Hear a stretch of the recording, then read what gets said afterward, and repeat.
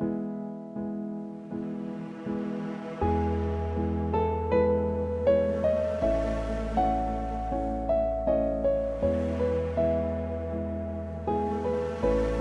dia, faz mais ou menos 40 anos, meu pai estava me levando para a escola e aí ele me disse: Izinha, eu vou te contar um segredo que você não vai poder contar para ninguém.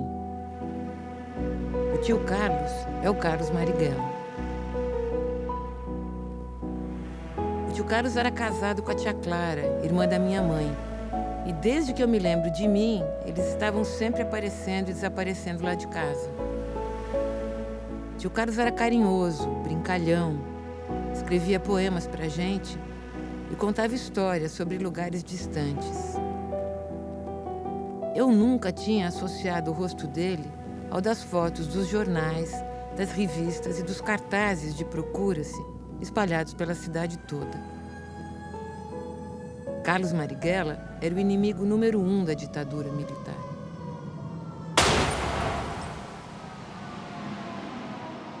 Em 1969, ele foi assassinado em uma rua de São Paulo. Eu acho que esse filme começou a ser feito nesses dias, porque eu sempre quis saber quem foi, afinal, Carlos, esse tio querido e proibido, que viveu quase 40 anos clandestino, sem deixar pistas.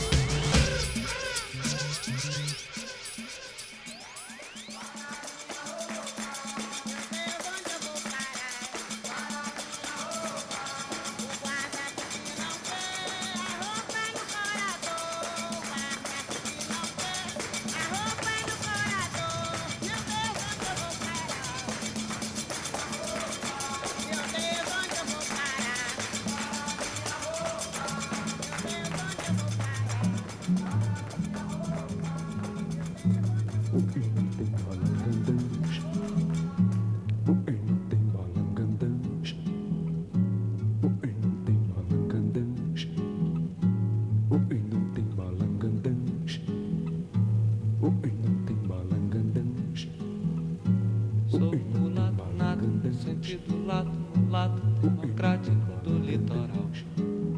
Vou lhe falar um pouco da minha vida. Meu pai, Augusto Marighella, veio da Itália para o Brasil. Trabalhou como mecânico em oficinas de máquinas de Salvador. Na Bahia, ele conheceu minha mãe, Maria Rita. E com ela teve 8 filhos.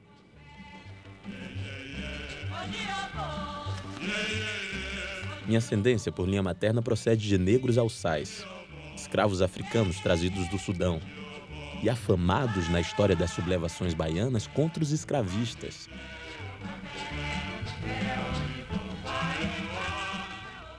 Esse anarquista da Sicília, Augusto Marighella, é seduzido ou seduz, a gente nunca sabe, uma mulher linda do Recôncavo, que é Maria Rita.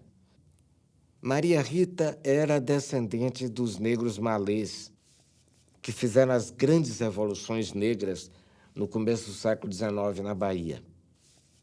É do casamento de Augusto e de Maria Rita que nasce Carlos.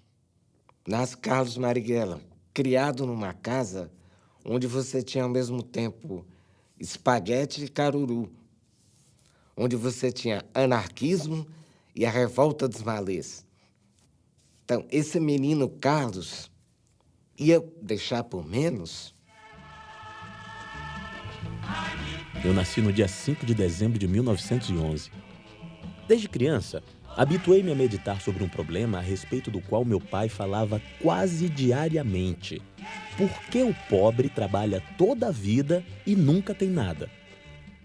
E os filhos homens, eles eram todos, digamos assim, orientados a seguir o ofício de meu avô. O único filho que não entrou na oficina, não teve responsabilidade com a oficina, e meu pai me contava isso, né? Meu avô queria que meu pai estudasse. Ele tinha percebido desde o primeiro momento que meu pai tinha talento, tinha pendores, e ele tinha grandes possibilidades numa vida acadêmica, de estudante. Ele guardava o jornal para meu pai ler, ele guardava a vela para que meu pai lesse jornais.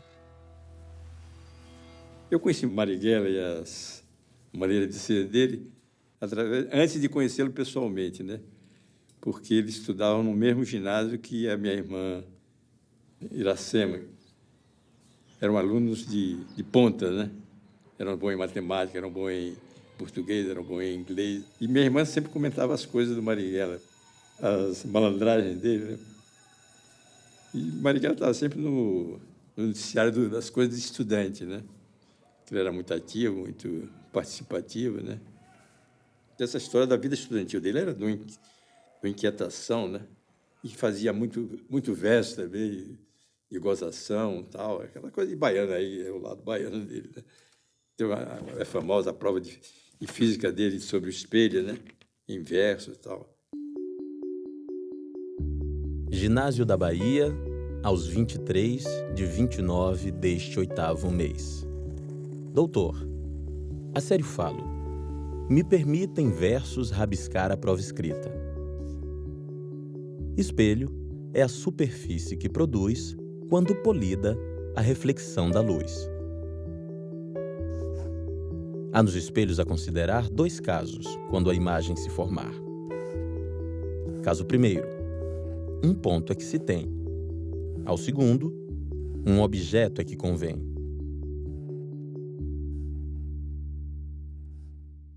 Ele era um homem alto, forte, atlético, extremamente corajoso, muito valente. Eu o considero um dos homens mais valentes que eu conheci em minha vida.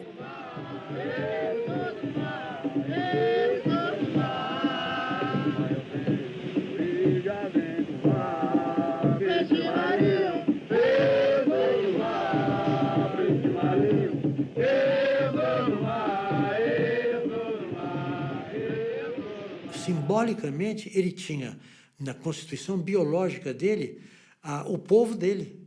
Ele encarnava esse povo biologicamente. E, ao encarnar esse povo biologicamente, por uma grande sorte, ele o encarnou também moralmente e psicologicamente. Ele sentiu a necessidade desse povo. Ele era um homem pobre, ele era um homem do povo, realmente. Ele não abandonou a sua classe. Como membro da sua classe, é que ele imaginou para o seu país uma situação em que a miséria acabasse, em que a justiça social se instalasse. Abracei a causa do comunismo quando ainda frequentava os estudos de engenharia civil na velha Escola Politécnica da Bahia. Pouco antes de terminar o curso, abandonei a escola e desisti da carreira. Um sentimento profundo de revolta ante a injustiça social não me permitia prosseguir em busca de um diploma num país onde as crianças são obrigadas a trabalhar para comer.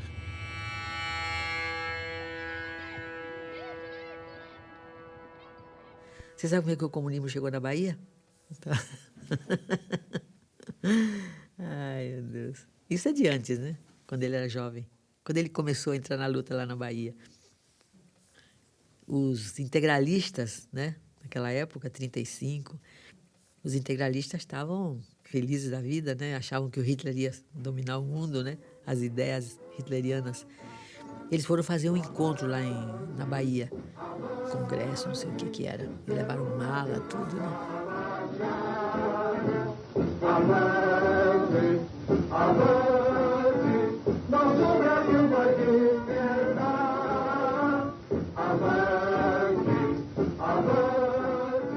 E o Marighella, que já tinha despertado, não tanto, né? Mas as lutas libertárias, etc. Ele chamou um grupo de jovens, eles compraram cartolinas e fizeram a foice e o martelo, né? Cada cartolina daquela era uma foice e um martelo. Só eles que sabiam, né? Esperaram chegar de noite, tudo escuro, todo mundo dormindo. Eles subiram nos postes e penduraram aquela cartolina com a foice e o martelo. De madrugada, ninguém viu, né? No dia seguinte, quando o povo despertou, e a reação também, olhou, e aí começaram a dizer, o comunismo chegou na Bahia. Quer dizer, ele era audacioso assim, viu? Desde jovenzinho. Ele era muito da coisa visual, né? Como fazer as coisas que as pessoas olhassem e vissem, se dessem conta, né? E aí, claro, ele ganhou a juventude lá, né? Todo mundo queria trabalhar com ele.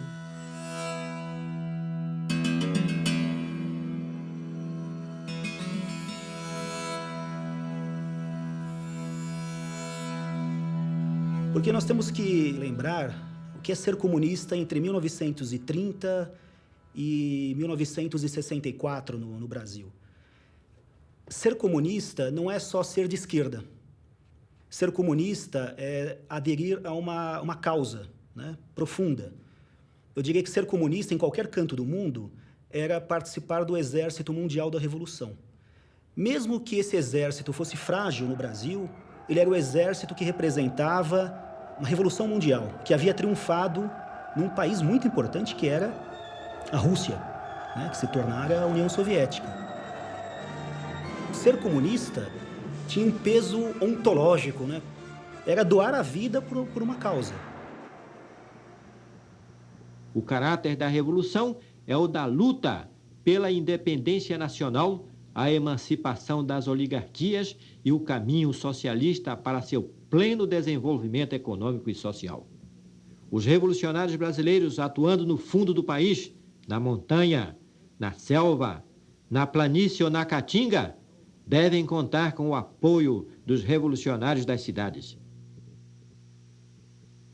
Na verdade, Marighella é a expressão mulata, bonita, do comunismo baiano da década de 30, que é um comunismo muito engraçado, porque não é marxista e nem conhecia o Marx direito, mas era feito de mulatos, como Jorge Amado, Edson Carneiro, Aidana do Couto Ferraz. Então você tinha aquele bando de meninos seduzidos pela utopia comunista e, ao mesmo tempo, não se desgarravam da vivência diária da Bahia e do Recôncavo.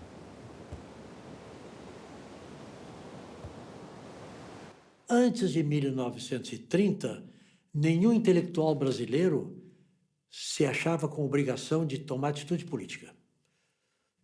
Era outra coisa. Muitas vezes eles iam ser deputados, funcionários públicos, conservadores, liberais. Depois de 1930, por causa do comunismo e do fascismo, todos os intelectuais passaram a sentir a necessidade de opção política. Aí os intelectuais passaram a ser ou fascistas, ou de direita, ou de esquerda, ou liberais, mas não puderam ficar mais omissos. Depois de 1930, Getúlio Vargas representa isso, o trabalhador urbano começou a falar. O Brasil estava passando da democracia de poucos para a democracia de todos. E a gente não podia ficar de braços cruzados.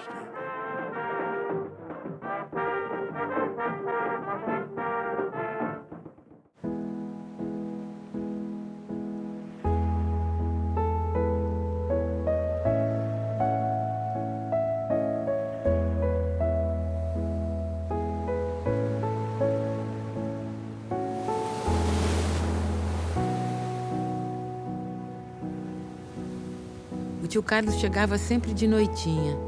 Antes de clarear, ele saía.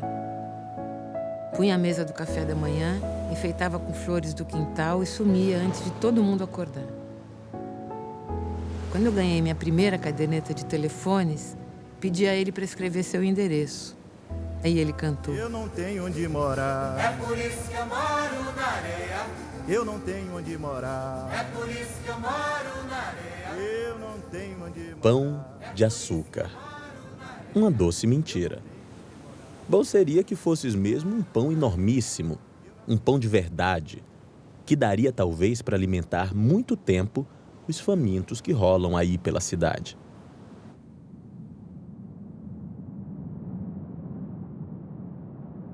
Meu pai sai da Bahia, né, e vai para o Rio de Janeiro reorganizar o Partido Comunista, que havia sido duramente reprimido em função do Levante de 1935. E no Rio de Janeiro, né, ele é preso. E esse jornal, que é um jornal muito lido na época, a Gazeta de Notícias do Rio de Janeiro, ela, digamos assim, faz um registro de como os comunistas eram vistos e tratados naquela época. Porque você vê aqui exatamente, né? A manchete principal fala que 3 cavalheiros afetados de comunismo acabam de ser afastados do público pelas pessoas que zelam pela boa profilaxia social.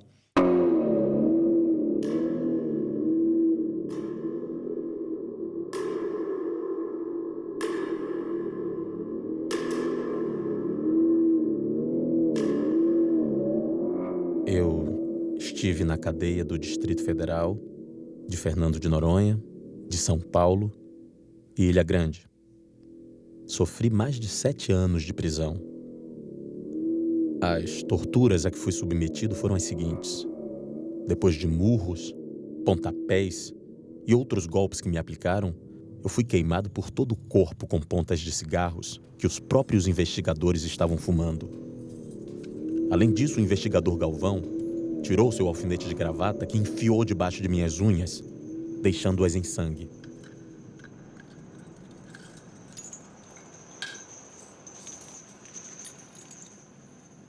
E você sabe que ele esteve preso na Ilha Fernando de Noronha durante o Estado Novo, né? Ele ficou de ajudante de cozinheiro, porque tinha dezenas e centenas de presos.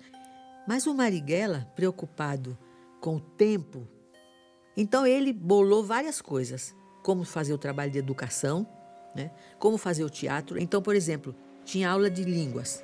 Quem soubesse uma língua tinha que ensinar os outros, não é? E ele aprendeu inglês. Nas horas vagas, quer dizer, quando terminava todo aquele batente ali, de noite o pessoal ia dormir, né? E ele ficava estudando.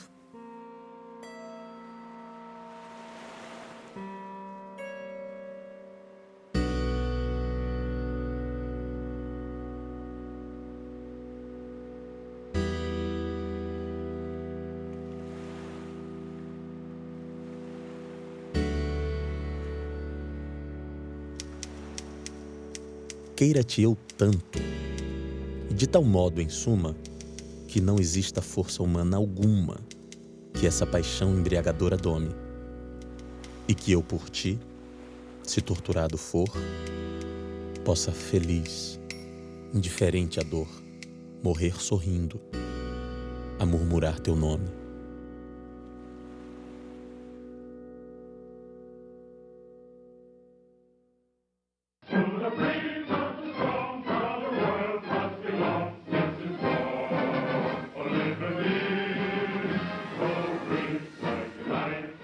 Em 1945, a União Soviética cresceu muito no mundo inteiro, porque a luta deles foi uma luta terrível. Aquilo veio trazendo aquela ideia da vitória do socialismo com a vitória da União Soviética. Aqui no Brasil, a ditadura, com o término da guerra, começou a se enfraquecer. E todos aqueles presos políticos com anistia, eles foram soltos. Luiz Carlos Prestes, Marighella, Agildo e todos que estavam presos, né? Com a democracia, tivemos a volta da legalidade do Partido Comunista. Prestes, que já tinha toda uma tradição histórica, já era uma figura lendária, né? Legendária. Quando ele vem e aparece assim, aquilo foi uma coisa fenomenal mesmo. Os comícios de Prestes foram comícios extraordinários, não só em São Paulo, no Pacaembu, no Rio de Janeiro, no São Januário. A gente tinha uma visão que a luta pelo socialismo, pelo comunismo, estava muito próxima. Era, vamos dizer assim, talvez questão de anos, ou de dias, ou de anos, que o mundo todo ia, não é, se socializar. Depois eu voltei a estar com Marighella na campanha para constituinte de 46, né? Que ele foi candidato pela Bahia, né? E aí eu participei em alguns comícios com ele, né? Participamos em comícios, então, em porta de fábrica, nos bairros populares, uns 3 ou 4 comícios nós fizemos. Nós conseguimos, né? E ele foi um dos deputados da Constituinte, um dos 17 representantes nossos na Constituinte, né? Deixa passar o trabalhador, deixa o trabalhador passar. O senhor que não trabalha, só atrapalha. Oi, abre alas que eu quero passar. Sou marmiteiro e não posso me atrasar. Sai da frente e volta cá, que essa sopa vai se acabar, vai. Deixa passar o trabalhador, deixa o trabalhador passar. A grande palavra era pela reforma agrária e contra o imperialismo. E Marighella era um grande orador. Como eu disse já, o grande problema de Marighella era ele terminar o comício, precisar de alguém puxar. Já disse tudo, porque senão ele não parava. Era uma verdadeira metralhadora. Como representantes do povo e constituintes de 1946, devemos procurar exatamente a realidade. O povo brasileiro não casa com tanta complicação, com tantos papéis por esse vasto interior.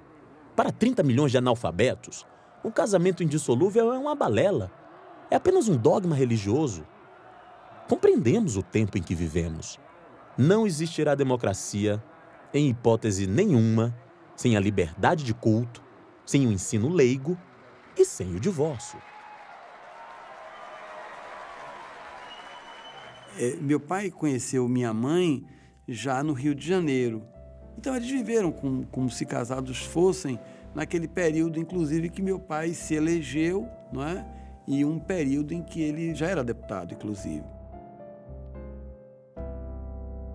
O único período, de 45 a 47, em que o Partido Comunista foi legal, gozava de legalidade e atuava legalmente. Mas em 47, o presidente, que era o general Dutra, cassou a legalidade do Partido Comunista. Com o advento da cassação do registro do Partido Comunista, minha mãe vem para a Bahia. E aqui na Bahia ela se casa, ela reconstrói a vida dela de outra maneira, inclusive porque meu pai realmente passou na clandestinidade um período relativamente grande, né? Então, exatamente quando eu nasci, em maio, meu pai vai para a clandestinidade, ele evapora-se, e eu só vou conhecer ele, inclusive, já aos 7 anos de idade. E passei por esse constrangimento de não ter pai durante alguns anos, e isso, digamos assim, foi marcante, porque na escola eu era o único menino que não tinha uma certidão de nascimento.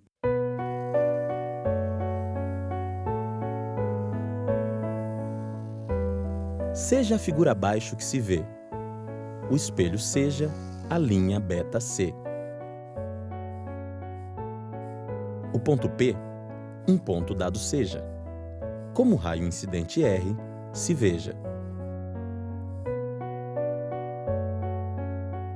O raio refletido vem depois, e o raio luminoso ao ponto 2.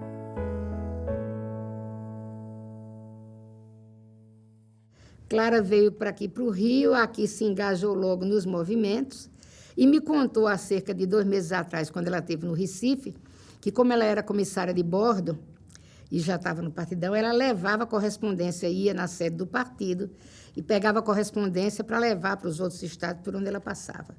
E num desses dias, ela me disse até assim, eu toda fardadinha, toda bonitinha, estava aquele mulatão bonito assim na porta, me olhou e eu passei por ele sem dar bola. E fui embora, peguei a correspondência e fui embora. Quando voltei, o Jorge Amado me disse assim, olha, aquele cara que estava lá na porta, o Carlos Marighella, disse, que branquinha arrumada vocês arranjaram. Aí ela disse que ficou lisonjeada e começou a voltar lá. Quando meu padrasto soube que ela estava namorando com Marighella, eu acho que o grande susto dele era que fosse como comunista. Como é que pode, né? Isso não era inconcebível para ele, né? E eu dizia para ele, mas meu pai, eu chorando, né? Mas meu pai, ele é goi? Ele é goi, não era goi, Reuter e Schwarzer, quer dizer, era cristão, Reuter, comunista e preto, né? Negro. E eu dizia, pois ele é tudo isso, mas é uma pessoa ótima, maravilhosa, não sei o quê, um cara ótimo, um coração desse tamanho. Não teve jeito, ele não aceitava.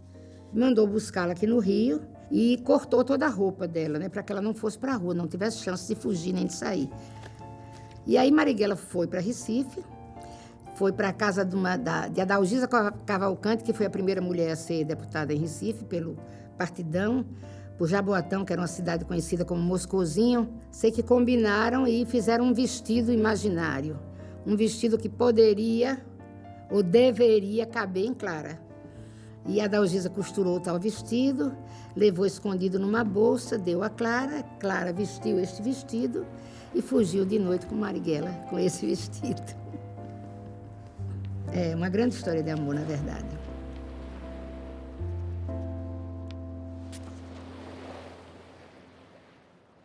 Ele tinha essa coisa grandiosa.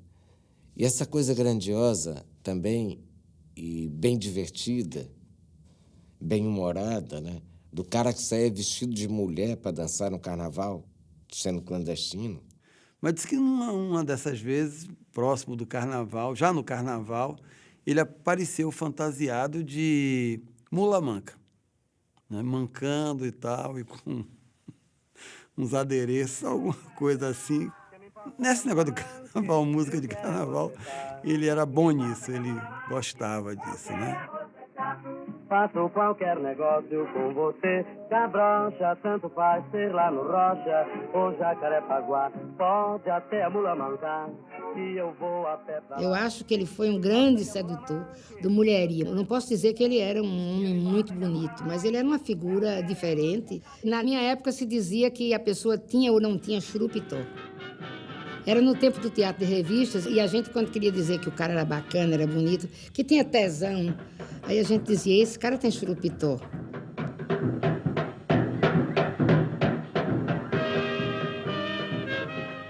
Então, Marighella tinha churupitó.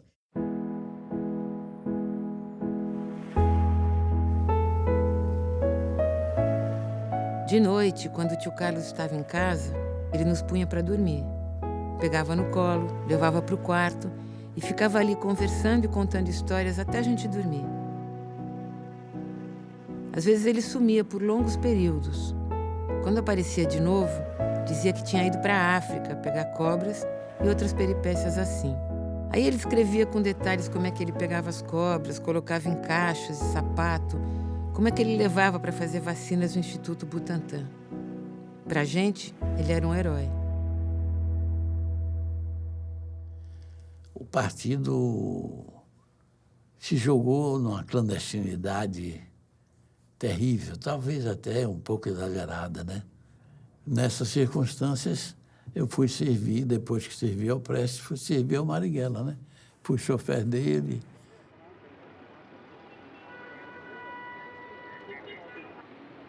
Num dia em que o tráfego estava muito ruim, eu me atrasei um pouco, mas muito pouco mesmo, né? Quando o Marighella entrou no carro, estava indignado e me deu um carão muito forte, muito, talvez até excessivo, né? E me chocou. Eu pensei, dirigindo, depois ele disse, olha, companheiro, você é dirigente do partido e eu sou seu chofer, mas não sou seu empregado. Sou um companheiro seu. De modo que eu não aceito esse tratamento que você me deu. Uns minutos depois, 10 ou 20 minutos depois, quando ele deixou o carro, ele disse, Falcão, me desculpe. E depois aí a nossa convivência foi maravilhosa. Durante talvez mais de um ano.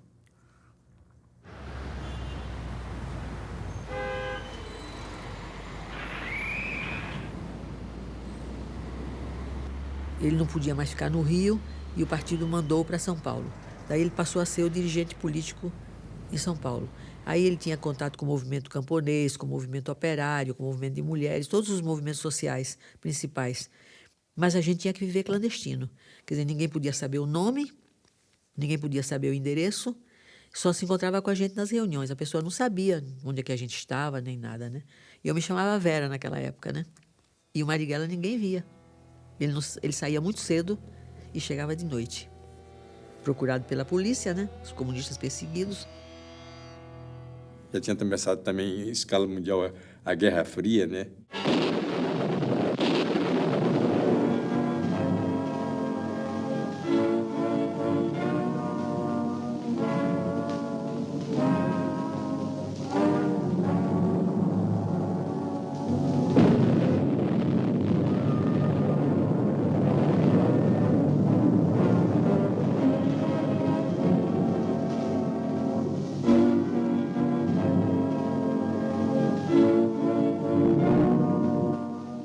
Na verdade, na época de Stalin, todo mundo era stalinista, porque achava que ele era o continuador de Lenin.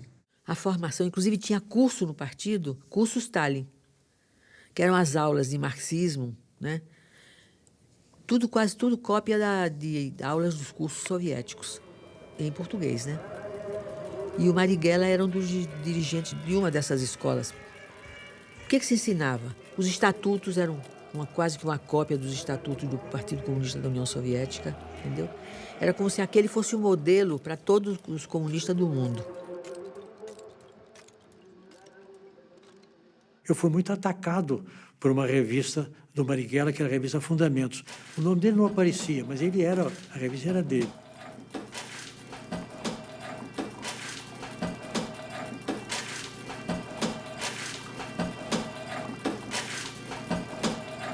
Nós éramos do Partido Socialista Brasileiro.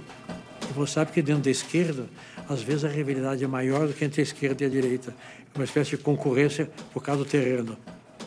Eles nos chamavam de trotskistas, porque naquele tempo, diferente de hoje, o trotskismo era um xingo. Qualquer pessoa que discordasse da linha do partido era trotskista. Era sinônimo mais ou menos de ladrão, assassino.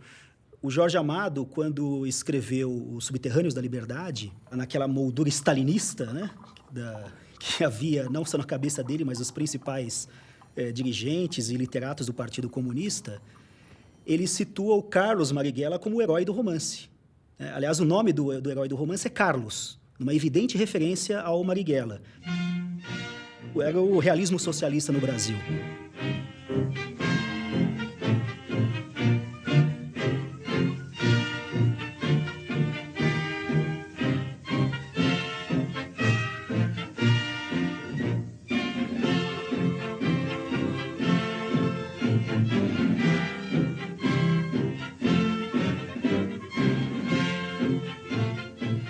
Um dia ele chegou em casa e disse assim, Clara, eu preciso estudar inglês. Eu disse, por quê? Ele disse, porque eu vou viajar. E eu não perguntei para onde. Não podia perguntar. Porque era clandestino, né? Você não sabia onde é que o cara ia, quanto tempo ele ia ficar. Quando ele voltou, eu estava presa. Eu tinha sido presa em Campinas, né? Com livros, etc e tal. Tremenda comunista perigosa, como eles diziam, né? Quando a gente se reencontrou, que ele chegou e estava presa depois de sair da cadeia, quando a gente se viu, a primeira coisa que eu perguntei para ele foi assim, escuta, você pode me dizer onde é que você teve? Esse teve na China. Na China? E como é que você se arranjou com o inglês? Ele disse, foi ótimo. Como que foi ótimo? Você não conseguia dizer as palavras? Ele disse, mas os chineses também não. Ele foi para a União Soviética uma vez, ele foi para a China, na China ele ficou doente, ficou no hospital, e aí ele não sabia como se comunicar com a enfermeira chinesa. Aí ele se comunicava por desenho, por exemplo, pegava o copo, né? Aí ele desenhava o copo. Aí ele pedia para ela escrever em chinês a palavra copo. Tanto que ele fez um dicionário lindo, que depois a polícia, quando invadiu nosso apartamento no Rio, levou. Morro de pena de não ter esse dicionário. Eu acho que a última vez que eu vi Marighella, que eu me recordo, assim, foi na reunião, quando nós tomamos conhecimento da denúncia do stalinismo, onde estava toda a direção do partido. E eu me lembro que o Marighella teve foi muito emocionado o discurso dele aí, né? Quando se sentiu enganado pelas coisas do stalinismo, né?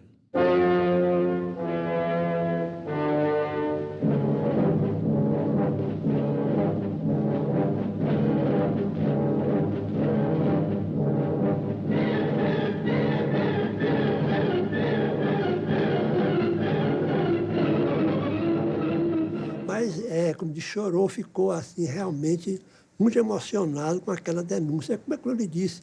O Stalin era tido para todo mundo como um pai, como um sábio, como um homem que não errava. Aí é o início da ruptura dele também com o partidão, né? Vamos chamar assim. Foi traçada em seguida uma normal. O ângulo I de incidência AR igual. Olhando em direção de R², a imagem vê-se nítida no fundo. No prolongado, luminoso raio que o refletido encontra de soslaio. 2 triângulos, então, o espelho faz. Retângulos os dois, ambos iguais. Iguais, porque um cateto tem comum 2 ângulos iguais, formando um. E nós ficamos clandestinos até 53, 54. Aí é que nós fomos viver legalmente. Porque veio Juscelino, tudo está relacionado com o processo político brasileiro, né? Juscelino não era um cara, não deu legalidade ao Partido Comunista naquela época, mas, de qualquer maneira, havia mais liberdade para você se organizar. Eu me lembro que uma vez o tio Carlos passou bastante tempo lá em casa.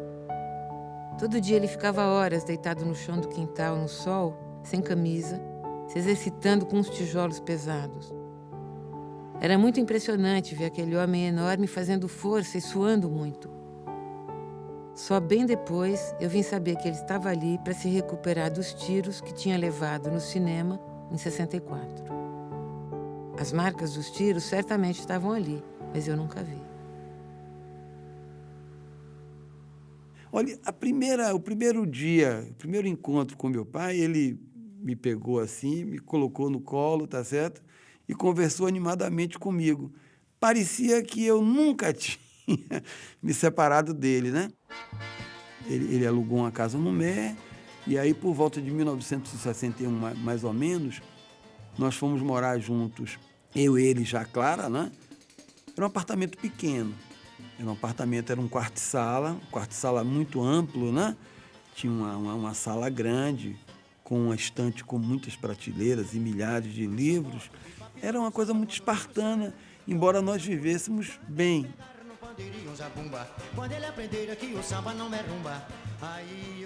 Lá em casa tinha um gravador, que era uma coisa rara. Ele trouxe, eu me lembro bem, ele trouxe esse gravador de um encontro internacional lá em Moscou. E ele começou a fazer uma novela, que era uma novela que ele fazia apenas aos sábados e domingos. Ele ia gravando, ele gravava vozes femininas. Era uma novela que depois ele botava para tocar e pedia a minha opinião. E eu ia vendo capítulo por capítulo, né? Então, ele gostava disso. Ele tinha essa veia, digamos assim. Se ele não tivesse tanto comunismo na frente para fazer, ele certamente seria uma pessoa que trabalharia com as artes e tudo mais. E ele gostava de música.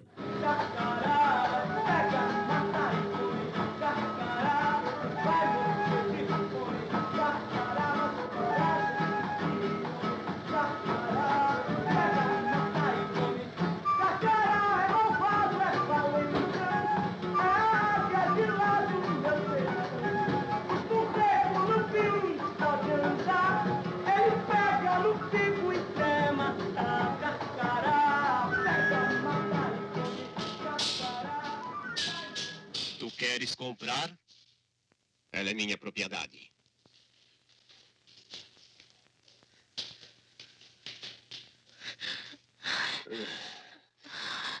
A gente vivia um momento de grandes transformações, né?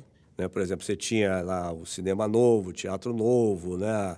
Todas as reformas políticas necessárias que estavam sendo preconizadas antes do golpe, né?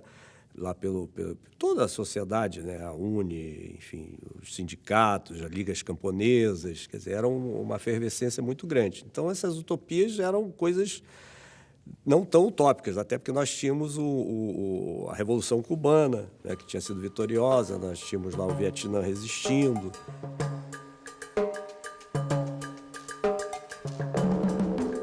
Nossa tarefa é criar 2, 3, muitos Vietnãs.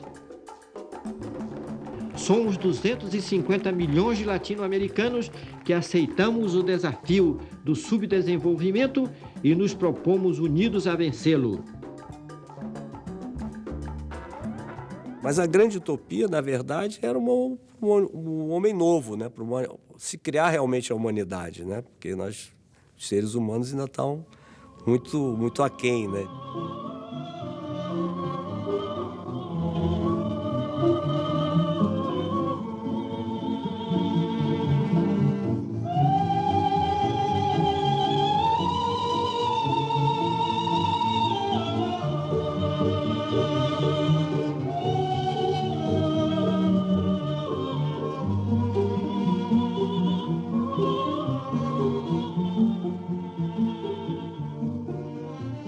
Em 64 foi um momento em que essa onda estava subindo, em que, por exemplo, mesmo do ponto de vista agrário, as ligas camponesas do Julião estavam deixando os usineiros apavorados. O proletariado urbano, depois de ser muito tempo tutelado pelo Ministério do Trabalho, estava ficando muito mais consciente político. Porque a gente parava, o Brasil parava. A organização ferroviária do Partido Comunista nas ferrovias é que parava pela reforma de base, pela posse do Jango, a renúncia de Jânio. Quer dizer, são coisas que você tinha que tomar posições. O Maringa já atuava também no Rio de Janeiro, tá entendendo? O cara conhecia o problema da luta da classe operária, etc. Entendendo? E participava e estimulava essa organização sem empinar o nariz. Não ficava assim como dirigente. Era um quadro diferenciado que a gente conversava assim tranquilamente e ele entendia as posições nossas como sindicalista mesmo, como fazer, como operário. A verdade é que o Partido Comunista, mesmo numa situação assim institucional de clandestinidade, mas o Partido Comunista tinha efetivamente uma grande presença na vida política do Brasil. Grandes figurões da República, grandes figuras da música e da literatura, né, ligavam lá para casa. Nesse dia, do 13 de março, fui para o Rio, numa delegação.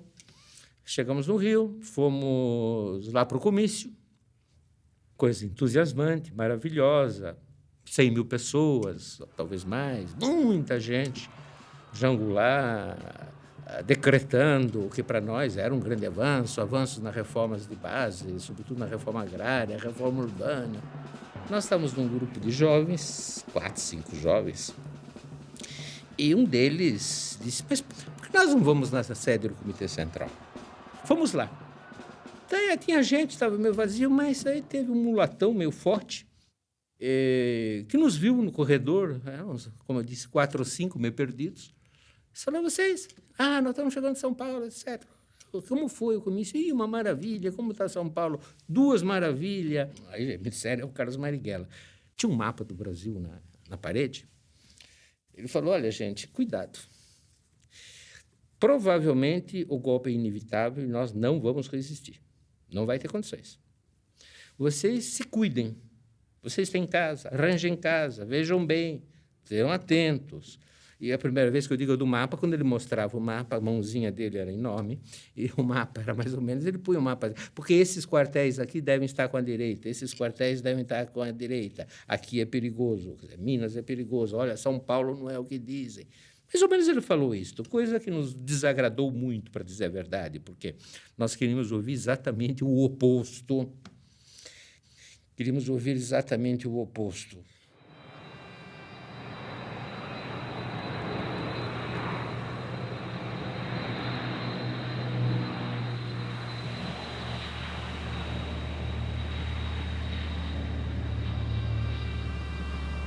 O que se dizia é que o governo do João Goulart tinha um esquema militar que seria capaz de abortar qualquer tentativa de golpe, tá, vindo das Forças Armadas. E meu pai, pelo contrário, acreditava que não, que João Goulart ele não tinha domínio exatamente sobre isso, né? E que esse golpe era iminente, ele percebia isso pelo tom dos discursos. E aí, o que é que ele fez? Ele me matriculou em 1964 no internato da escola. Me disse, olha, você pode vir para casa sempre que você quiser, mas se acontecer alguma coisa, você tem um lugar onde você vai comer, você vai dormir, você... É uma escola, é um internato.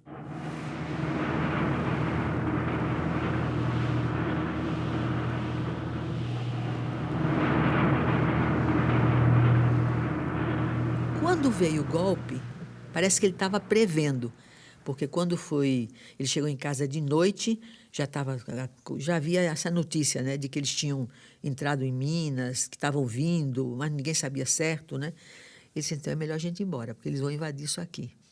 Aí a gente pegou uma maleta, enfiou umas roupas dentro, pouca coisa, né? E não podia levar nada, não podia levar os livros, tinha que sair daquele jeito. Então, não sei por que a gente saiu de madrugada.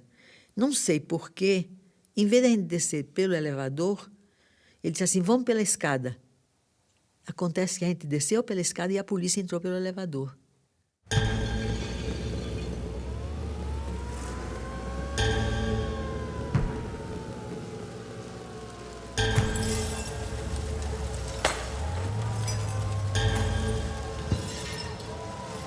E aquele povão lá, passando em frente lá, o Flamengo, eles queimando a urna, né? Botando fogo, e a gente passando naquilo. E fomos na casa do Prestes. E, infelizmente, nós tivemos uma resposta, né, muito... que a gente saiu liquidado. Isso é verdade. Saímos liquidados, que não ia ter resistência, não ia ter nada. Ele tinha combinado com a zeladora, aí eu não sei do detalhe, que ela pegasse toda a roupa. E nós saímos praticamente sem nada, né?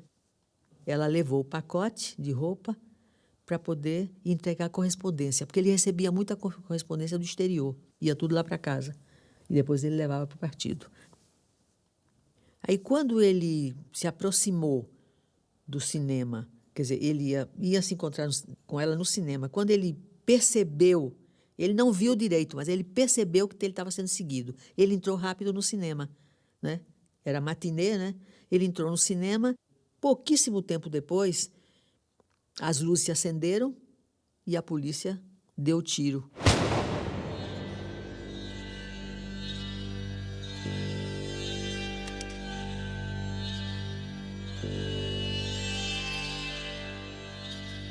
Coincidiu que naquela sessão de cinema, era tarde, era matinê, era uma sessão para crianças, tinha um jornalista do Correio da Manhã com a máquina fotográfica, porque depois ele ia para o jornal.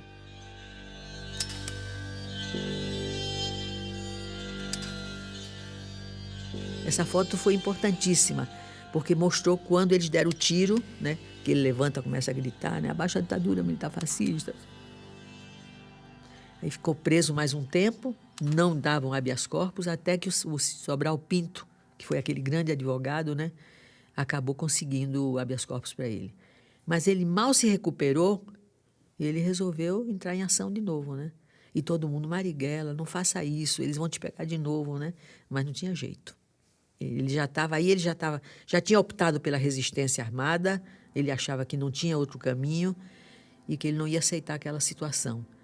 Coincidiu que a Revolução Cubana estava fazendo, naquele período, o encontro da OLAS, Organização Latino-Americana de Solidariedade.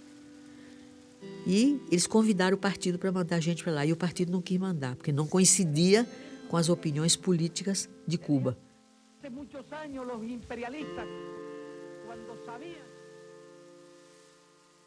Aí o Marighella aceitou o convite, convidaram ele, ele foi. Fez uma viagem clandestina e chegou lá. Quando ele chegou lá, o partido soube que ele estava em Cuba e que ele tinha feito declarações a favor da posição de Cuba, consideraram que ele seria expulso. Mas antes dele ser expulso, ele escreveu uma carta, dizendo por que ele estava saindo. Havana, 17 de agosto de 1967. Aos camaradas do Comitê Central do PCB. Daqui de Havana, onde me encontro, decidi romper com o Comitê Central do PCB e é nesse sentido que estou escrevendo a vocês. Desejo tornar público que minha disposição é lutar revolucionariamente junto com as massas e jamais ficar à espera das regras do jogo político, burocrático e convencional que impera na liderança. Em minha condição de comunista, a qual jamais renunciarei e que não pode ser dada nem retirada pelo Comitê Central, prosseguirei pelo caminho da luta armada, reafirmando minha atitude revolucionária e rompendo em definitivo com vocês. Sem mais, com saudações comunistas, Carlos Marighella.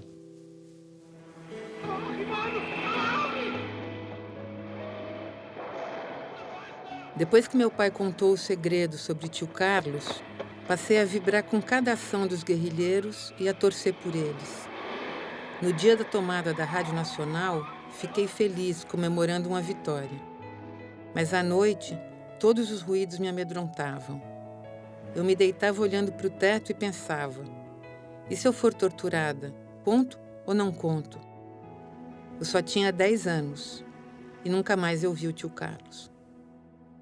A repressão começou a aumentar violentamente, a ditadura não dava folga, a área estudantil, a área sindical, era tudo, quer dizer. É o que eu digo para a juventude, né?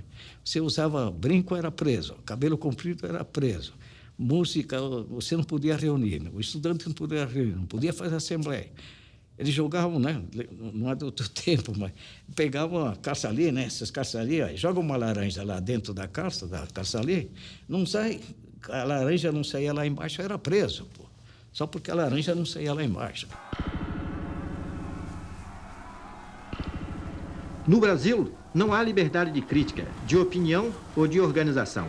Os dois únicos partidos políticos existentes legalmente, se assim se pode dizer, a Arena e o MDB, são partidos consentidos pela ditadura, com o objetivo de fazer crer à opinião pública estrangeira que no Brasil há liberdade política. A verdade é que não há. Desde o golpe de abril de 1964, o Brasil está transformado numa base de operações dos Estados Unidos. As maiores empresas norte-americanas, como a General Motors, General Electric, Firestone, Swift, Armour, ou bancos estrangeiros como o First National Citibank, detêm o controle estratégico da produção industrial e agrícola do país. E, de repente, o Marighella vem com a colocação que cai como uma luva, né? Na questão da descentralização, que dá ação, que faz a vanguarda e essa coisa toda. Então, eu falei, bom, esse é o homem, né, da história, né? Então, a partir daí, nós começamos a nos interessar, a conhecer mais sobre o Marighella, né? Marighella era um homem que ganhava qualquer um que conversasse com ele. Ele ganhava pela sua simplicidade e, ao mesmo tempo, clareza das ideias, pela sua paixão. E era um homem que inspirava imediatamente a confiança. Sobretudo a confiança nossa, que éramos jovens e inexperientes, sabendo que ele tinha o passado que ele tinha atrás, né?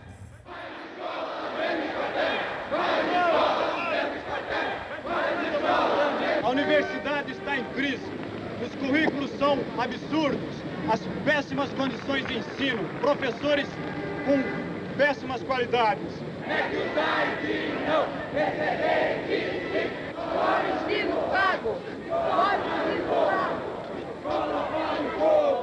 Eu acho que é difícil, talvez, no olhar de hoje, no momento hoje, a gente entender o que poderia ser uma decisão como aquela. Mas eu vivi um momento de uma decisão de uma geração, não é? De um momento político no mundo. Claro, tinha uma coisa assim, um pouco dura, porque eu sabia que eu ia enfrentar momentos difíceis, né? Era o rompimento com a família, rompimento com a escola, enfim, com os amigos. Mas, ao mesmo tempo, era um vulcão dentro, né? Me impulsionando porque eu sabia que eu tinha que fazer esse tipo de atividade e a luta, né? Marighella, naquela circunstância, para a gente, era assim, um herói, um mito. Não chegava a ser Guevara. Guevara foi o grande mito. Mas no Brasil a gente tinha Marighella. Com a vitória da Revolução, executaremos as seguintes medidas populares. Aboliremos os privilégios e a censura. Estabeleceremos a liberdade de criação e a liberdade religiosa. Libertaremos todos os presos políticos e eliminaremos a polícia política. Tornaremos efetivo o monopólio estatal das finanças, do comércio exterior, das riquezas minerais e dos serviços fundamentais. Confiscaremos a propriedade latifundiária, garantindo títulos de propriedade aos agricultores que trabalhem a terra. Eliminaremos a corrupção. Serão garantidos empregos a todos os trabalhadores, homens e mulheres. Reformaremos todo o sistema de educação. Daremos expansão à pesquisa científica. Retiraremos o Brasil da condição de satélite da política exterior norte-americana para que sejamos independentes. Dizendo, o processo vai ser longo. Nossa primeira fase é de obter os meios. Mais tarde ele diria assim, através do imposto compulsório da Revolução, que nós iríamos buscar nos bancos, né? As ações urbanas eram apenas táticas. E que, para isso, seria necessário criar grupos táticos armados que agiriam, sobretudo, nesse sentido. Marighella não é só um homem que puxava gatilho. Também puxou gatilho. Também era um homem que participava das ações militares. Também era um homem que teorizava a luta armada. Mas era principalmente um homem que teorizava a luta revolucionária. Então, também havia essa preocupação com a organização, com a participação no movimento de massas, ao contrário do que muita gente pensa que era uma organização tal que tinha apenas essa visão militar e urbana. E assim, viria em seguida a constituição da guerrilha rural. E a guerrilha rural daria formação, então, à coluna guerrilheira, que seria o embrião de um exército revolucionário. E, por outro lado, fazer também a propaganda, mostrar, deixar patente que havia pessoas que não se conformavam com o regime e que estavam agindo. Marighella criou uma coisa genial, que é a estrutura horizontal. É como se fossem os anarquistas. Você monta grupo de 3, 4, 5. Somente um tem relação com o outro e, no máximo, 3, né? E vai indo essa cadeia. Quem tiver uma arma, quem souber atirar, pode unir-se a outro franco-atirador brasileiro. Os pequenos grupos armados podem surgir das fábricas, das oficinas ou de quaisquer outros locais de trabalho. Podem surgir dos bairros, das ruas, dos conjuntos residenciais, das favelas, mucambos, malocas e alagados. Podem surgir dos colégios, das escolas, das universidades, das fazendas, das usinas, dos patrimônios, das colônias e concentrações agrícolas ou dos pequenos povoados, bem como das cidades do interior, dos municípios e seus distritos e vilas. O Brasil é um país cercado das guerrilhas da Bolívia, da Colômbia, da Venezuela e não pode aspirar a libertar-se senão pela luta guerrilheira.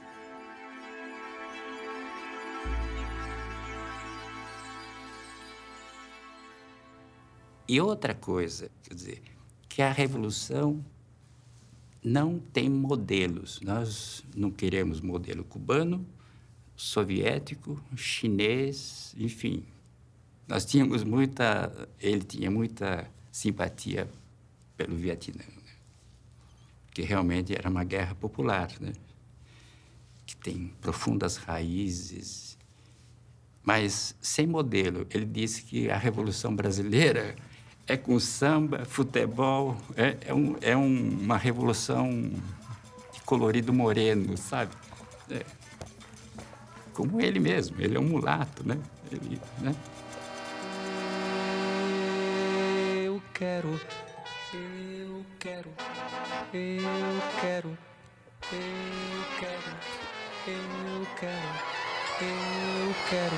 E aí, nesse primeiro contato, foi interessante porque ele expôs, então, as preocupações estratégicas da organização, um pouco o que tipo de condições nós íamos ter que atuar, acentuou muito o aspecto da disciplina, e ele dizendo que, naquele momento, ele gostaria de alertar aqueles que poderiam estar com algumas ilusões de que, entrando na luta armada, era apenas o aspecto heróico, não é? E que, na verdade, era um começo de uma luta em que a probabilidade de acontecer o pior era muito grande, que ele não prometia nada, a não ser, naquele instante, para que eles estavam nessa fase inicial de combate, que era prisão, tortura e morte.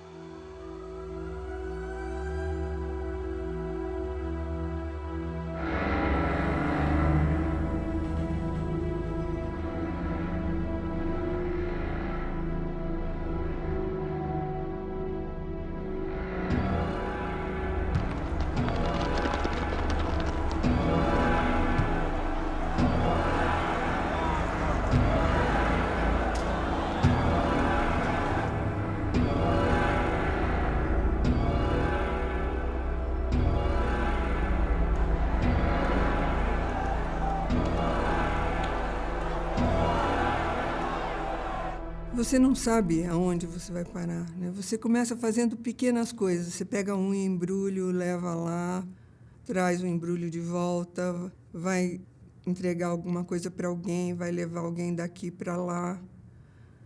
Mas, aos poucos, você vê que tem tão pouca gente ali, naquele momento, pelo menos, que você precisa fazer mais coisas, né?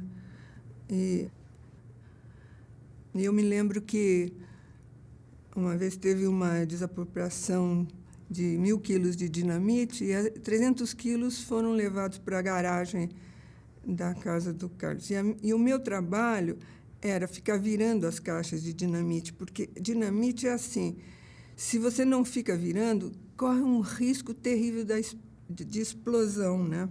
Então, cada 2 dias eu ia na garagem e ficava virando, e a minha empregada queria saber o que eram aquelas caixas, aquele pozinho que ficava na garagem, né? E eu tinha um pouco de medo, e o Preto falava, não, nós não temos tempo para ter medo, né? Você vai e faz. Tá bom, eu vou e faço. Mas, realmente, eu tinha um pouco de medo, né? A grande virtude, né, do Marighella nisso aí é que ele não era um teórico, né? Não era que ele ficava lá no ar-condicionado mandando as pessoas fazerem as coisas. Ele ia, tomava o comando das ações, as primeiras ações ele comandou. E ele entrou, ele foi o primeiro que gritou, isso é um assalto, aí os demais, houve o assalto, saíram a pé, ele saiu a pé, tomou um ônibus, que era uma novidade, isso era totalmente inusitado, né? Um assalto nessas condições.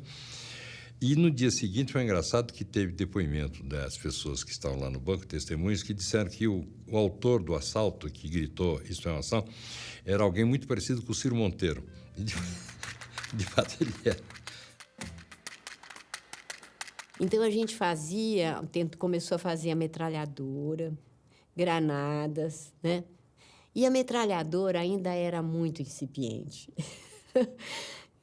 Nós fomos uma ação uma vez com essa metralhadora, testar a metralhadora. Só que chegou no meio da ação, a metralhadora desmontou, caiu.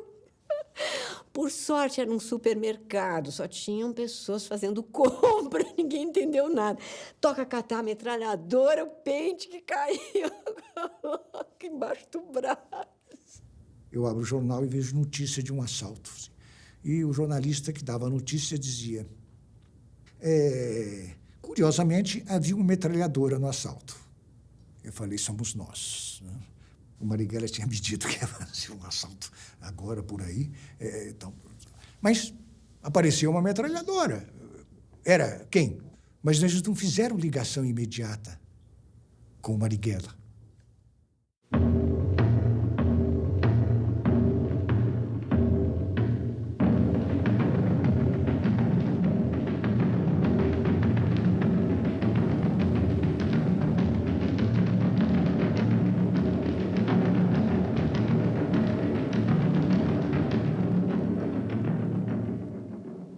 Esses casos estão sendo investigados isoladamente pelo Departamento Federal de Polícia ou o senhor atribui a todos eles uma única autoria? Bom, Almir, os casos estão sendo investigados isoladamente, mesmo por ter sido sucedido em períodos diversos. Né?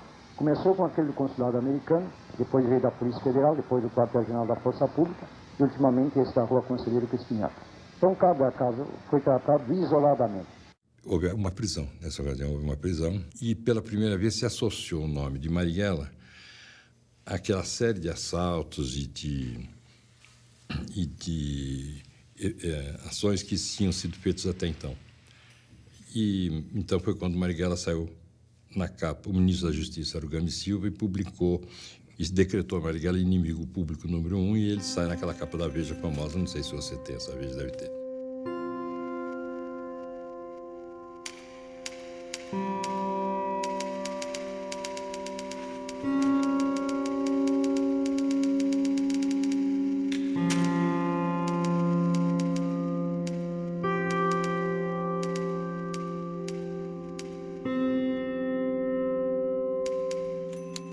Ele disse assim, eu vou contar uma coisa para você que você vai morrer de rir. Olha só. Isso por quê? Ele disse, imagina, parei numa banca de jornal. Olha que loucura. Parei numa banca de jornal e tinha um retrato meu, né, na banca. E eu olhando, uma senhora se aproximou para comprar jornal ou revista, olhou e disse para o jornaleiro, se eu encontrasse esse homem, eu guardava ele na minha casa. Ele ficou emocionadíssimo, né? Mas loucura, na banca do jornal. Era de uma audácia atroz, nunca vi coisa igual, né?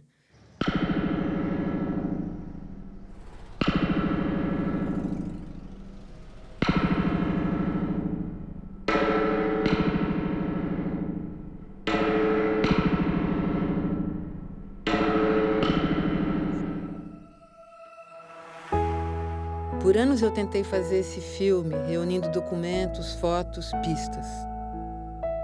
Restou pouca coisa dele espalhada aqui e ali. Quando finalmente comecei a produção, tia Clara me chamou, me entregou uma malinha preta de plástico e disse: era do Marighella, alguém guardou por todos esses anos. Dentro, anotações, matérias de jornal recortadas por ele, planos de ação, mapas, rotas de fuga. Alguns indícios de seus movimentos. O principal GTA era aqui em São Paulo. Nós tínhamos mais de 70 pessoas. Né?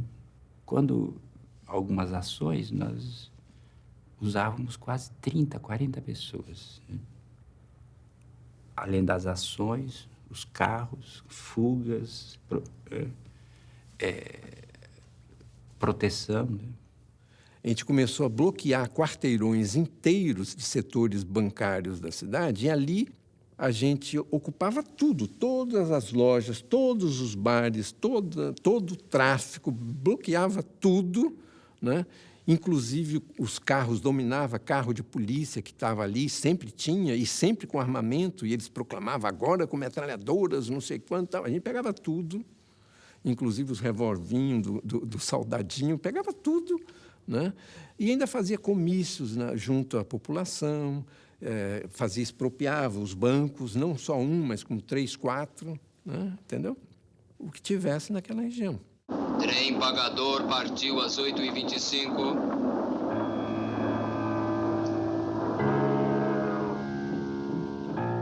Vamos fazer o trem pagador da ferrovia. Eu dei a ideia, não é isso? Era a minha ferrovia, Santos Jundiaí.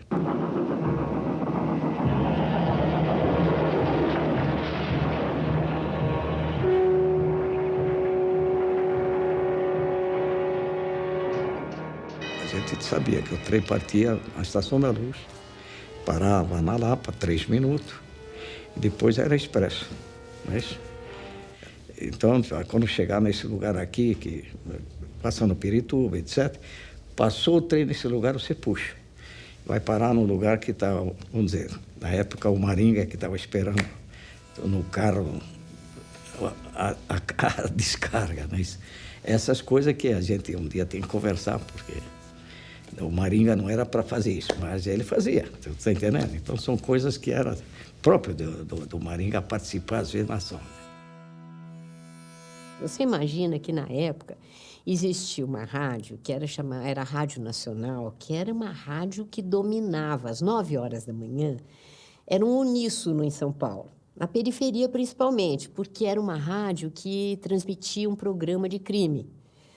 Então, nós tínhamos um técnico, né? Ele sabia essa coisa de rádio, de transmissão, e ele disse, olha, eu tenho um esquema. O esquema é ir para a torre de transmissão, levar a gravação, eu consigo colocar na torre de transmissão, e aí ninguém consegue interromper. E aí a gente foi. Atenção, está no ar a Rádio Libertadora, de qualquer parte do Brasil, para os patriotas de toda parte. Ouçam Carlos Marighella, a locução sobre a guerrilha rural. Não se pode organizar a violência das massas para derrubar a ditadura e expulsar o imperialismo, conquistando o poder para o povo, se não se reconhece que o camponês é o fiel da balança e se a luta revolucionária não é deslocada para o campo. Deslocar a luta revolucionária para o campo significa que a direção política e revolucionária deve ser trasladada à área rural e que ali deve ser desencadeada a luta armada, ou seja, a luta de guerrilhas. A imaginação da esquerda europeia, de uma parte da esquerda europeia, foi incendiada pela questão da ALN, também de outras organizações que lutavam e morriam juntos. A questão do sequestro do embaixador norte-americano foi visto como uma ofensa ao imperialismo daquelas impossíveis, não é?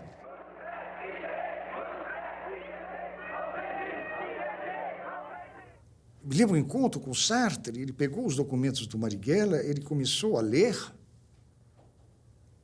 Gostei. Enfim, coisas diretas, sem torneios. Eu vou publicar tudo no próximo número do Tão Moderna. Isso quer dizer que a intelectualidade do mundo inteiro ia ler, e foi publicado na edição de novembro. Dentre as publicações do Marighella, o que o tornou mais conhecido no mundo e foi o Manual do Guerrilheiro. E a Tricontinental Cubana imprimiu em diversas línguas. E, de fato, esses movimentos radicais daquele período se aviveraram muito nesse manual, né? Ele era, digamos, considerado uma cartilha necessária para a formação política e militar desses grupos.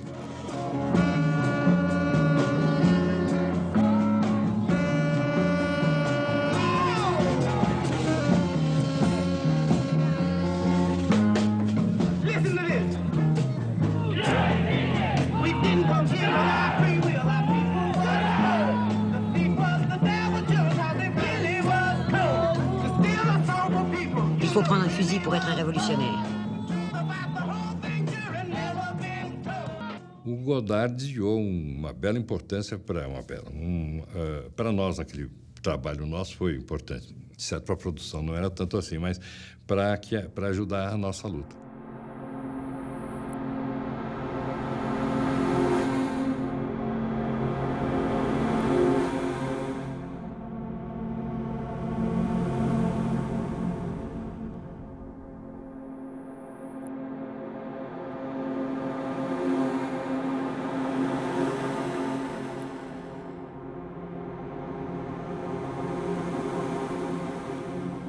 Um pouco, viver no fio da navalha. Mas tinha uma coisa que era fantástica, eu acho, que é, assim, uma sensação de liberdade inacreditável, né? E, assim, você não devia nada a ninguém. Era uma coisa, assim, da transgressão total, né? Revolução é sacrifício. Tenhamos decisão, mesmo que seja enfrentando a morte. Porque para viver com dignidade, para conquistar o poder para o povo, para viver em liberdade, construir o socialismo, o progresso, vale mais a disposição de ir até ao sacrifício da vida. Teve também a ação lá do Chandler, né, que foi também um torturador lá do Vietnã, né, um alto oficial americano, que estava aqui instruindo o nosso, como eu digo, a influência, né, a interferência americana na política brasileira, diretamente instruindo os nossos oficiais aí a prática de torturas, né? Foi o primeiro justiçamento que a Eliane fez.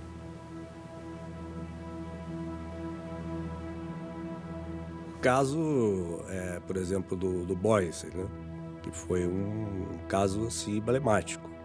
Era um dinamarquês naturalizado brasileiro que galgou postos altíssimos, passou a ser o diretor do Grupo Ultra e que chegou ao cúmulo de importar, de bolar instrumentos de tortura e participar pessoalmente dessas sessões de tortura, né?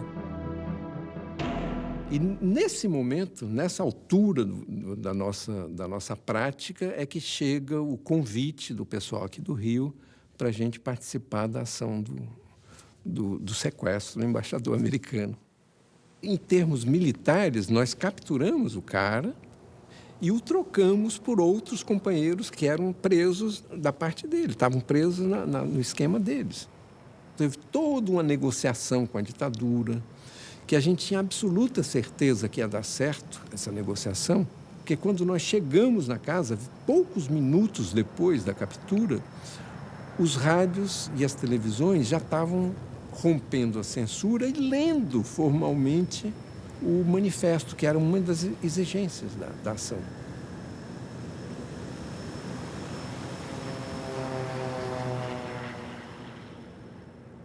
Marighella não queria essa ostensibilidade, justamente para evitar que a repressão caísse dessa maneira em cima dos revolucionários. Ele teve uma atitude que era a atitude que era, digamos assim, uma regra fundamental para os comunistas. Não é? Ele não acusou, não denunciou a iniciativa revolucionária daqueles jovens. Pelo contrário, ele as assumiu totalmente e, publicamente, era Marighella que tinha feito aquilo. Na verdade, o Marighella tinha razão, porque o sequestro ele trouxe uma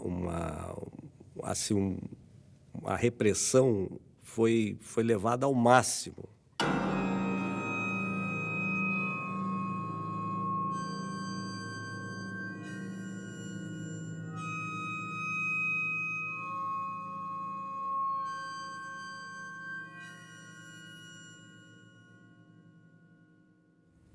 Eles criaram o DOI-CODE. Eles centralizaram todo o sistema de informação. E isto foi fatal para nós. Nós não mudamos a nossa tática, continuamos fazendo a mesma coisa. Foi se fechando o cerco, não é?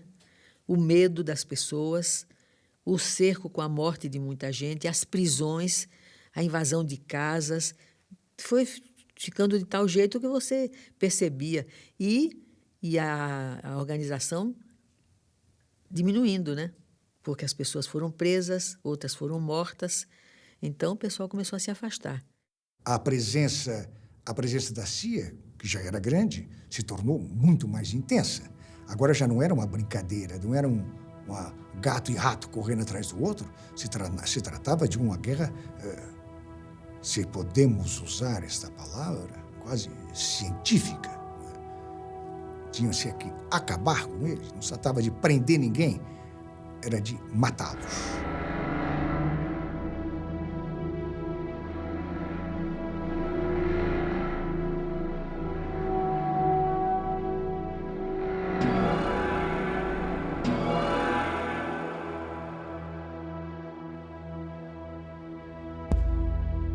Eu ficava intrigada com uma espécie de bolsa, na época se chamava capanga, que o tio Carlos carregava sempre. Ele entrava em casa e imediatamente colocava no alto da estante para ninguém mexer. Aquilo era um mistério para mim. Muitos anos depois, a tia Clara me contou que naquela capanga ele guardava um barbeador elétrico, uma arma e uma cápsula de cianureto. Porque ele tinha dito que nunca mais seria pego vivo. Aí o Marighella dizia assim, olhe, vê como é que você sai na rua, né? Porque você, né, branca, né? Aí eu me maquiava todinha com creme, assim, tipo, quase marrom, né? Bege. Usava peruca, né? Para poder me mover na rua. E sempre... Aí outra coisa, eu não podia rir, né? Isso é que era incrível. Ele um dia disse para mim assim, você sabe que você não pode rir na rua, né? Isso por quê? Isso porque você tem um jeito de rir característico, não é? Olhou para você, se você ria, você sabia que é você. Você imagina, que nem podia nem rir.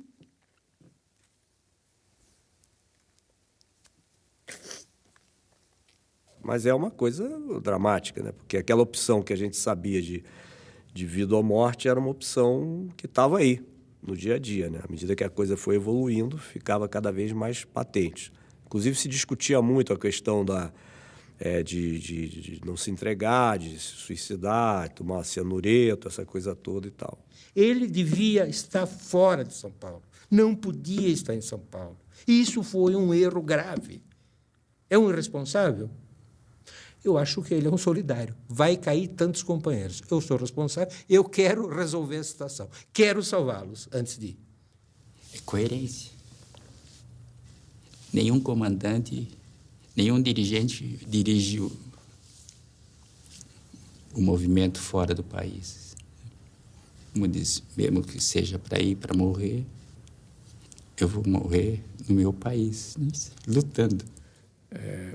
Um de nós cai com o número telefônico do convento dos dominicanos em São Paulo, anotado num documento seu. Me parece que era um canhoto de cheque, parece. Não foi um frei, dois que foram presos, foi o convento inteiro que foi levado para o DOPS.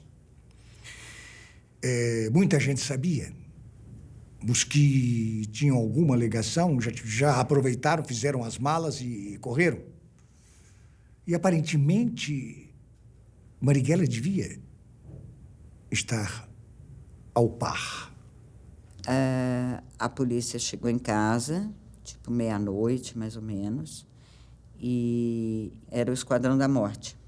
Era o delegado Fleury, que foi entrando assim, de uma maneira muito bruta, achando que ele estivesse lá, porque eles chegaram com o Frei Fernando e jogaram o Frei Fernando em cima de mim, assim. A hora que eu abri a porta, jogaram o Frei Fernando em cima de mim. Ou seja, se houvesse reação, seria contra ele. E o Frei Fernando estava com o rosto deste tamanho, vermelho, inteiramente vermelho, os olhos vermelhos, algemado, as mãos também muito inchadas. E me mostrou assim, tipo assim, não aguentei, né? Chegamos ao DOPS e estavam muitas pessoas na sala, presas. E tinha um que eles chamavam de marinheiro. E o Fleury se dirigiu a ele assim, tinha muita gente. Virou e disse assim, cadê o Marighella? Falou para ele. E o marinheiro virou e disse assim, você não é macho? Vai buscar. Ele falou, pois eu vou mesmo. E espancou o marinheiro na nossa frente ali. Inclusive, ele caiu no chão, ele deu muitos chutes na nossa frente, espancou o marinheiro e disse assim, eu vou mesmo, e hoje é o último dia do chefe, virou pra gente. Hoje é o último dia do chefe. Todo mundo ficou quieto, tal. Aí tocou o telefone, alguém atendeu e começaram a gritar. Ele entrou, ele entrou.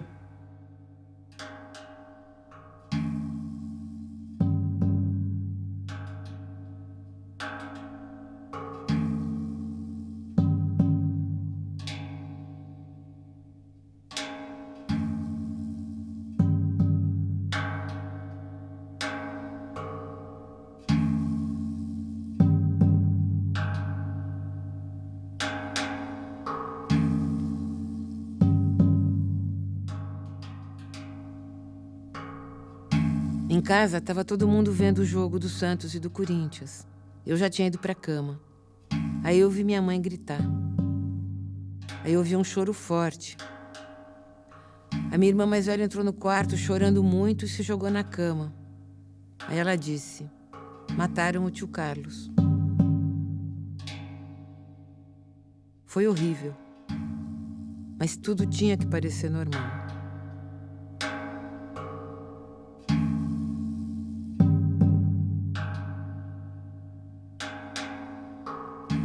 Primeiro telefonam lá para casa, depois mandam um jornalista com um carro e tal. Eu fui assim com um mau pressentimento. Quando cheguei lá no jornal, eu cheguei sozinho, né? Eu vi se formando ali naquela máquina, né? Numa espécie de telex, eu vi se formando a imagem de uma pessoa, que é aquela foto, né, de meu pai com baleado, sangrando, ali no fundo do automóvel, daquele fusquinha. E eu pude ver que era realmente ele, não é? Era o rosto, era inconfundível, enfim, não é?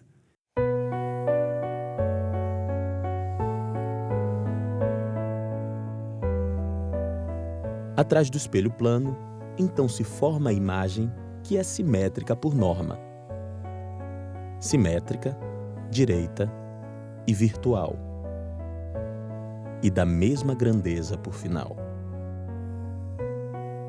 Melhor explicação, ou mais segura, encontra-se debaixo da figura.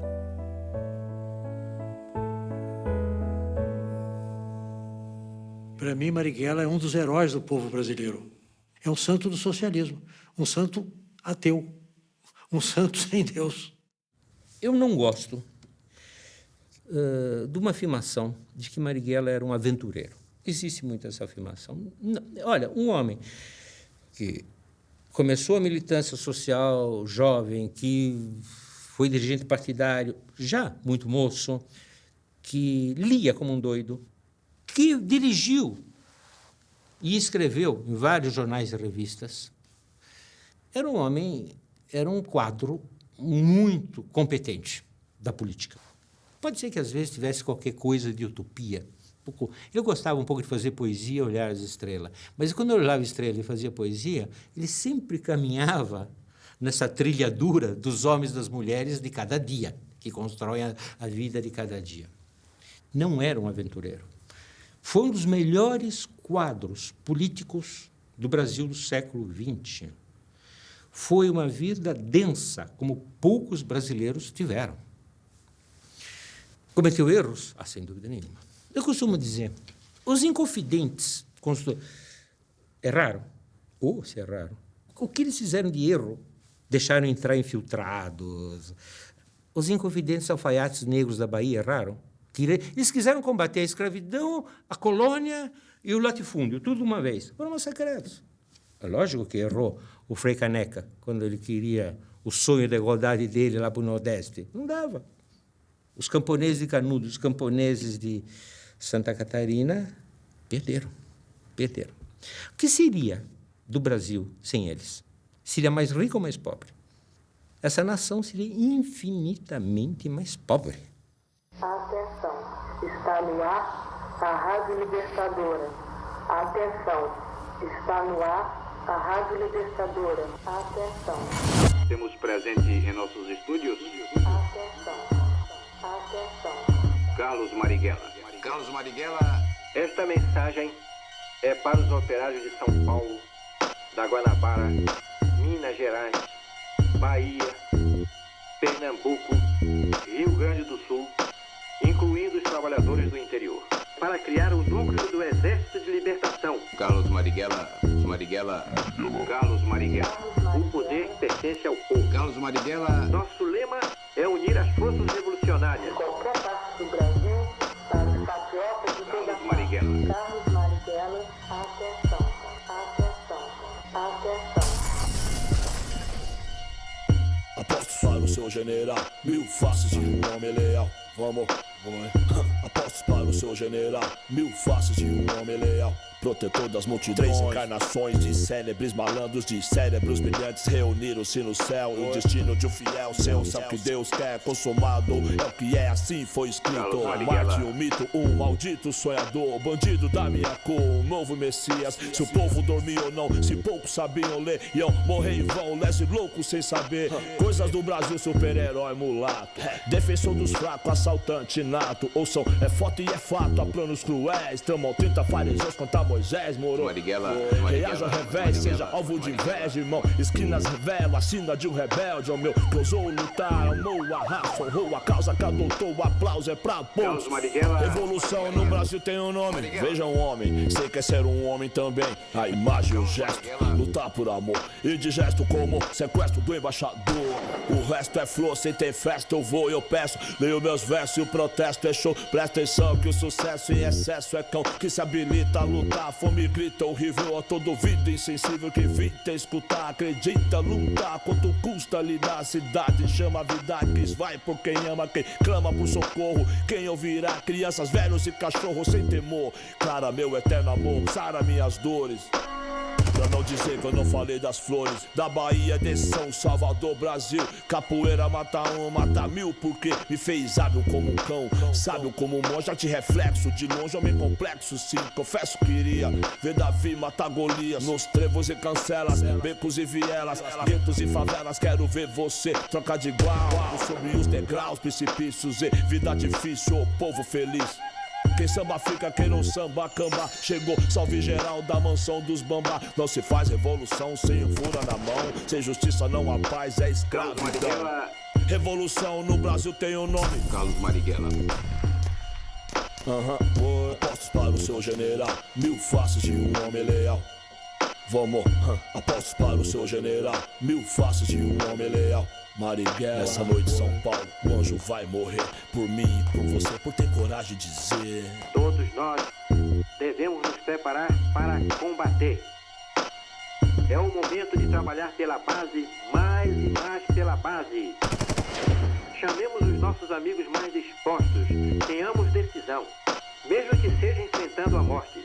Porque para viver com dignidade, para conquistar o poder para o povo, para viver em liberdade, construir o socialismo, o progresso, vale mais a disposição. Cada um deve aprender a lutar em sua defesa pessoal, aumentar sua resistência física, subir ou descer por escarpas e barrancos. À medida que se for organizando a luta revolucionária, a luta armada, a luta de guerrilhas, que já venha com a sua arma. Atenção, atenção, atenção, atenção, atenção, atenção, atenção. Muito obrigado, Marighella, pela sua participação. Carlos Marighella. Muito obrigado, Carlos Marighella.